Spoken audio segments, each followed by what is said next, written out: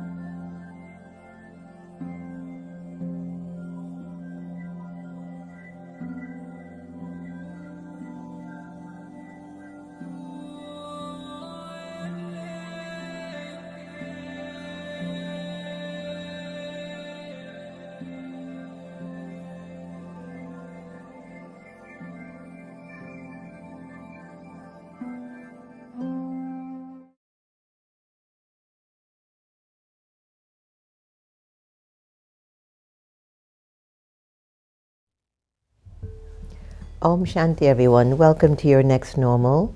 I'm your host, Sister Jenna. There's been a request to continue the narrative of yesterday on consciousness. Why not? Let's just go for it. Consciousness, consciousness, consciousness, consciousness.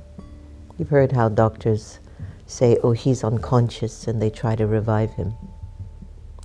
It's like the soul is leaving the body. The soul is no longer aware of the body it's in. It has gone into another state.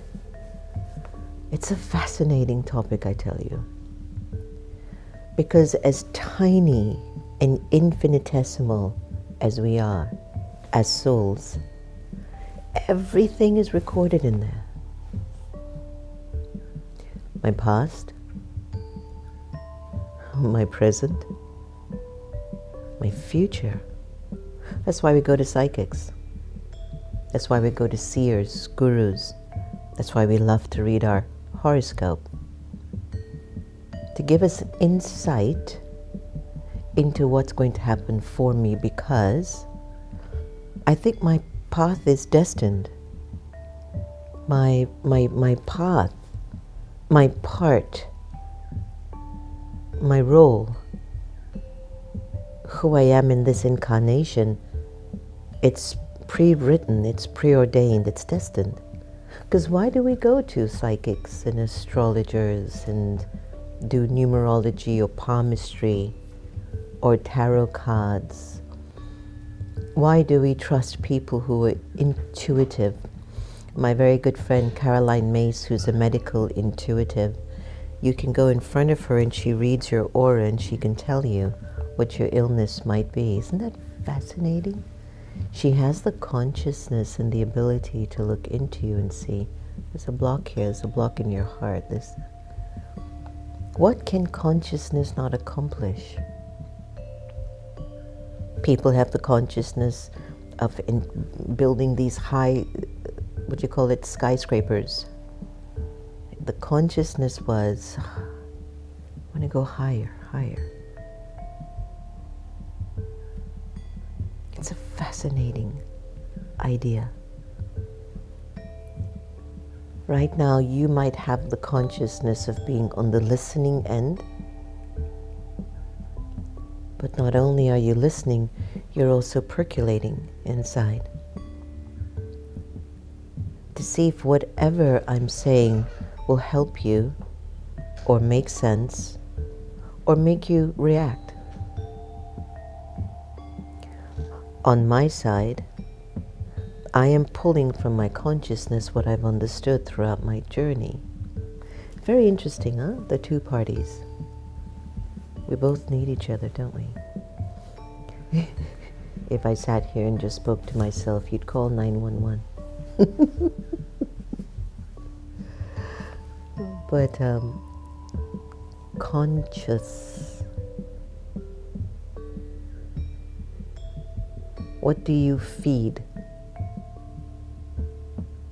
What quality of thoughts do you feed the most? When I got up for my morning meditation at 4, the whole idea, I'm sitting inside and I'm exploring my inner space. I'm exploring my consciousness. What is there? Where are my clutters? What kind of a stuff and items and experiences are either tucked away that I can't see them, subconscious, or is taking up space? It's just clutter. It doesn't even make the place look good. It's draining the energy of my inner space. I forgot the name of this author that I had interviewed on America Meditating, which we want to start back at some point. But what she wrote was a book on decluttering, and what she did, and I don't know if anyone remembers the book, forgive me, it was so long ago, but she would look for things in the house and she would pick up the item, and if it doesn't give her joy, she says it's give it away or throw it away. There are things inside of our consciousness that doesn't give us joy. Trauma, as I mentioned yesterday, guilt, shame, fear, disappointment, expectation. And that experience of consciousness influences the way I perceive my life currently, or the way I perceive a situation in relationships, the way I perceive the messaging that the media distributes to me, the way I perceive time. I don't even have the numbers of how many individuals I've counseled throughout my journey. And there are some individuals, when I've seen them, they have everything. Everything somebody would need to be happy. Have a beautiful home, beautiful car, they're physically well, they have a spouse, they have children, they have a social environment, but consciously they don't value that, they don't see it, they're not happy. And even if you ask them what it is that they're seeing that makes them so unhappy, they will tell me, Sister Jenna, I don't know. It's just a feeling, I can't see it. It's cluttered, it's clouded. It's a trace of so much in the subconscious that the soul has held something, shame, guilt, disappointment, trauma, fear, expectation, desire, whatever it is. There is an accumulation of that in the subconscious, but also love, peace, purity, truth, and joy. But for some reason it's activated in this incarnation. Now look at the math. They have a spouse, children, beautiful home, beautiful car. They're physically healthy, but consciously not healthy, not happy. Cannot see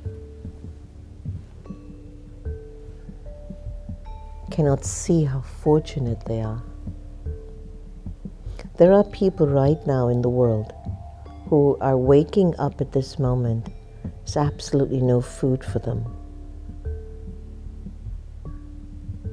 They're living on the streets. There is nobody that loves them enough to endure whatever their karmic suffering is. And maybe they don't want help.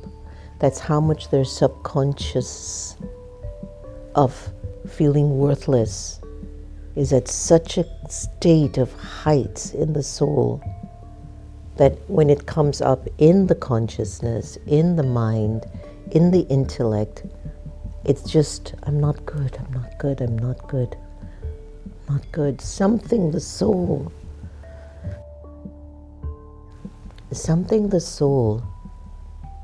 has experienced or endured in a past. It's a consciousness.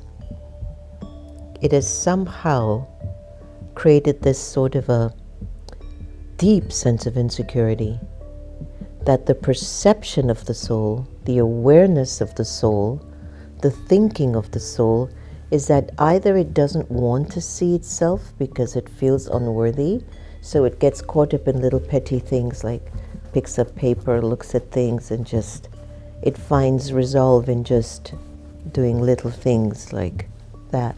They don't want to see it because each time they become conscious, they have to look at themselves. And that's not what they want to do. It's one department. There are certain souls with certain consciousness that look in a mirror and see a female body, but feels that it's a man. There are people who are looking in a mirror right now and will not accept the body, the gender that they're given. It's a consciousness.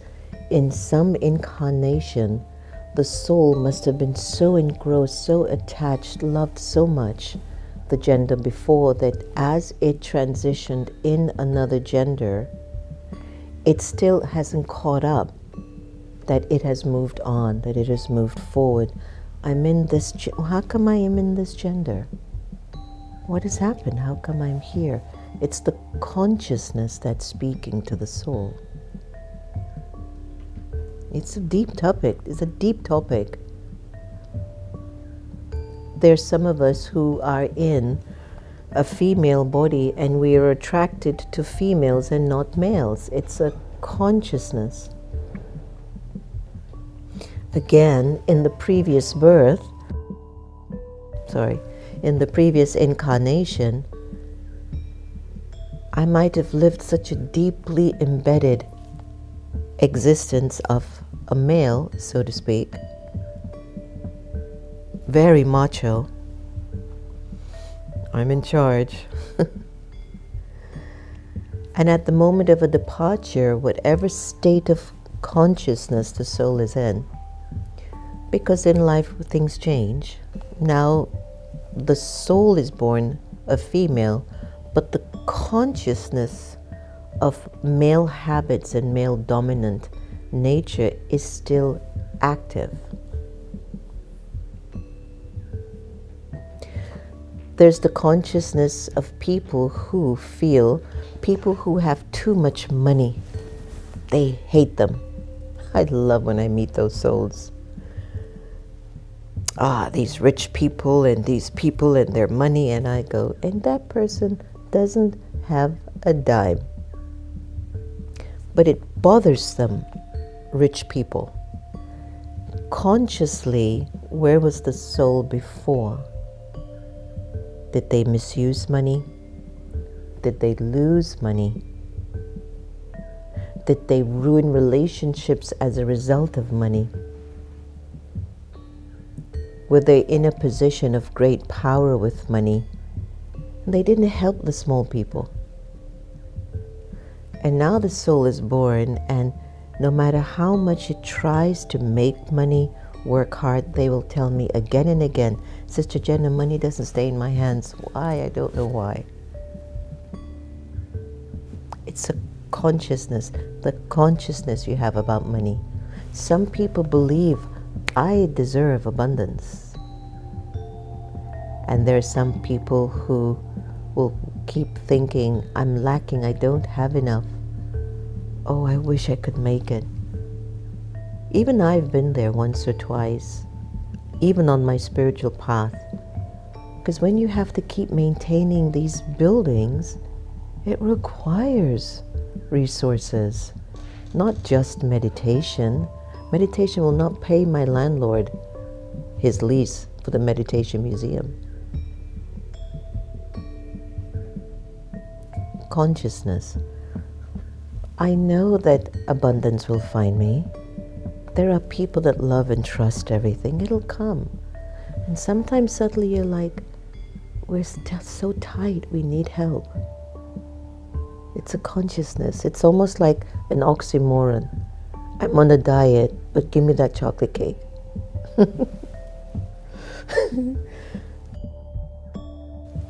By the way, I've done that. It is a deep thing, and so if I'd like to help us to become clearer on consciousness, whatever the soul has experienced up until now, it has shaped your perception, your awareness, your interpretation of who you think you are at present. Based on the new information that you receive, it can adjust your consciousness. You can literally rewire your consciousness. Watching this show is a rewiring of your consciousness to get you out of not believing in your value and becoming one full with value. We're rewiring your consciousness to elevate your worth and your value so that you contribute more to society rather than wait for society to give you something because you think it owes you. No, no one or nothing owes you anything. You consciously are the bestower. You are consciously here to create a life of fortune. You are consciously here to trust your destiny, even though it's predetermined. Then by trusting it now, you are saying, I have predetermined my trust in my life. It's fascinating, right?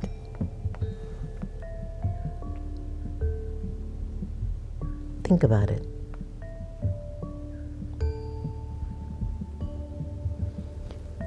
So here's what I would ask you to do ever so often throughout the day. When you check your feelings, check where the feelings are coming from. It's from a consciousness. I look outside at the trees and I'm like, I don't like nature like this. I want an ocean. Why? I laughed the other day. You know, the ashram is by a river and trees and deers and fox and birds and skunks and squirrels, let me tell you, and raccoons. I am not this type of person. Huh? My consciousness is not about that. So we were laughing. I was at a retreat, Peace Village, and there's a sister who is in the city. And the center is in the heart of the city. Noise, gunshots, cabs, smells, garbage, concrete jungle. And she's like, I hate the city. It's like my worst nightmare. And I'm like, oh, I love the city. Why don't we exchange centers? We both have a different consciousness. Why? From our experiences, what we've been through, our lifestyle, where we've been. That's it. And if whatever reason my consciousness feels like it's a challenge, I'm unclear, there are difficulties, all I have to do is go in and ask, what's going on? It's a feeling. Why? There are some of the most beautiful people I've met, and they've looked in the mirror and they've gotten changes in their features, or they've gotten Botox for their features, and they're very beautiful already. Consciousness. You look in a mirror, your features are beautiful, but you're getting Botox or a nose job or a chin. There's a consciousness that you believe or have bought into, this is beauty. Beauty comes in all races. I've seen it. I've traveled the world, 97 countries. I've seen beautiful people in all races, all skin colors, all shaped eyes. I've seen it. No need to change your features. Change your consciousness. Maybe no need to change a lot of physical things. Change your consciousness. No need to react or criticize those with financial abundance. Change your consciousness.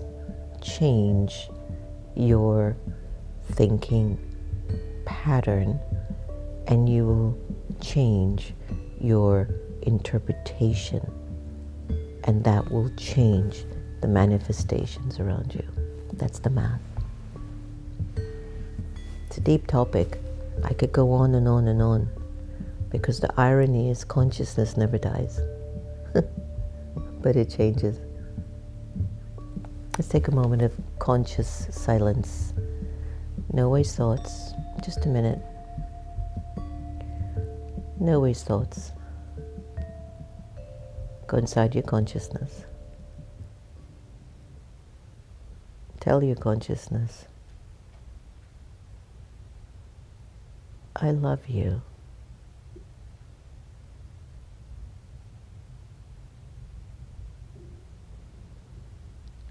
And I know you will keep doing better every single time. You're the closest one to me. No one is as close as you.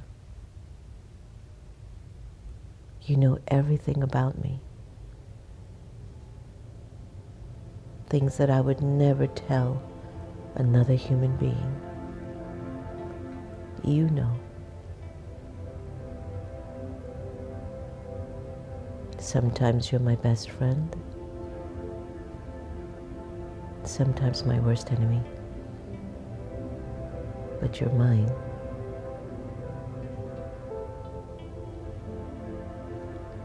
And I love you.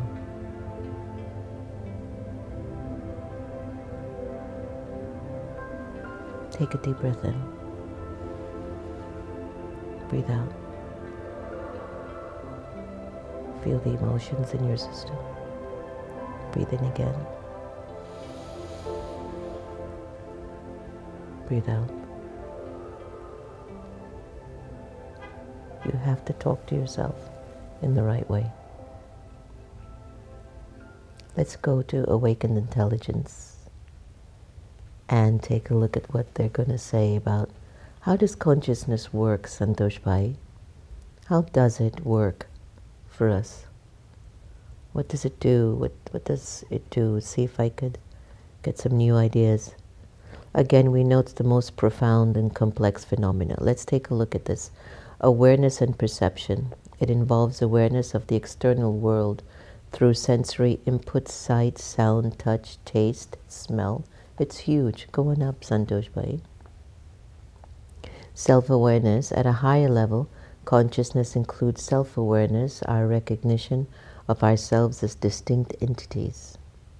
Attention and focus allows us to focus our attention on specific tasks or stimuli.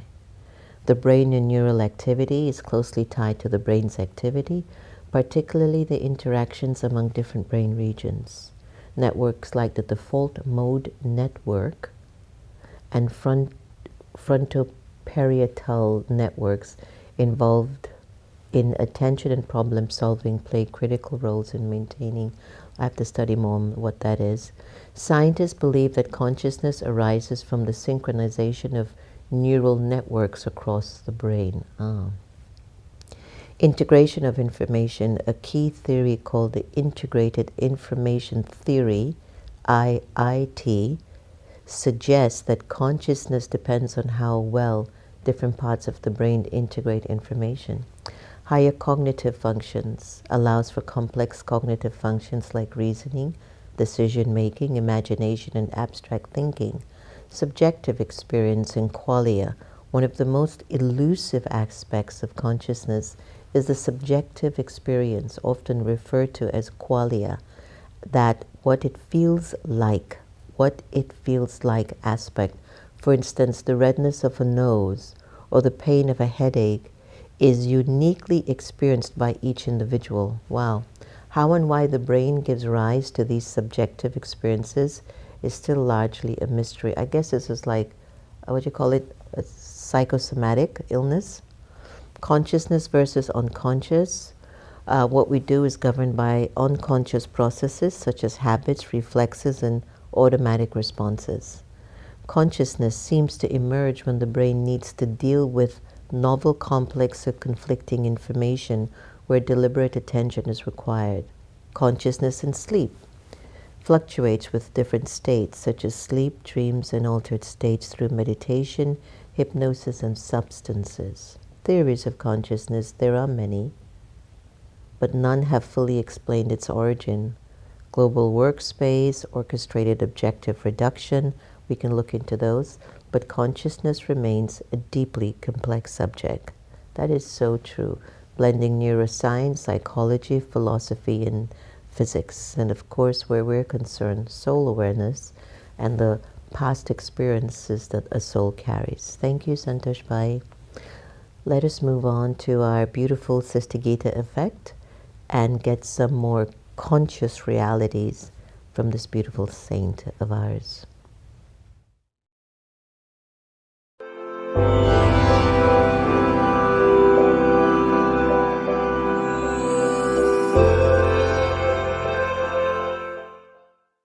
Nowadays, most people know that what we think, feel, and eat also affects the body. Sometimes the impact is small, perhaps amounting to no more than a fleeting effect on our blood pressure or body chemistry. At other times, it can be life-threatening, such as when fear or anger cripple the heart, or chronic unhappiness impairs our defenses against infections and cancer. There is a wide range of conditions in between in which upset feelings may contribute to a variety of aches and pains in our body. Ancient wisdom and modern science both inform us that we can lessen such risks by developing a positive outlook. The truth in saying a healthy mind in a healthy body is better supported today than ever before. Looking for a positive solution with optimism and humor rather than becoming miserable with the self and others around by dwelling on all that is wrong really is not quite beneficial when I look at all that is wrong, but if I look for positive solutions, this is beneficial for health. Despite heightened awareness of these mind-body connections, few people know how to enhance healing and optimize well-being by creating truly nourishing thoughts for the mind. The questions and answers are simple. Who am I? I am a being of purity, peace, love, joy, and truth. Ask yourself, who am I really? And see the internal answer that flows. Om Shanti. Thank you.